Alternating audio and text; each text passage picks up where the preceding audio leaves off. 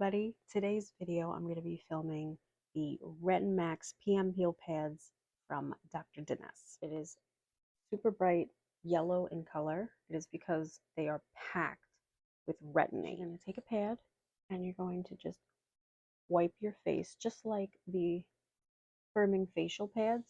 Just going to do the same thing.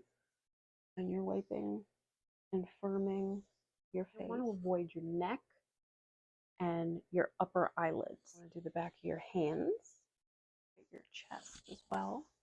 These pads have 3% of retinate, which is multiple times more effective than retinol. I'm going to start with 2 times a week and then gradually build up to 3 to 4 times a week. I also did a video on the advanced firming facial pads. I'll link that video down below. This as your daily routine, and then you want to work up to building this into your evening routine. So daily routine, evening routine. Spectacular anti-aging results, less fine lines, wrinkles, more firm, building collagen, and it's going to be evening out your skin tone. This glow, this new glowy skin that I have. Check it out. I will leave all links down below.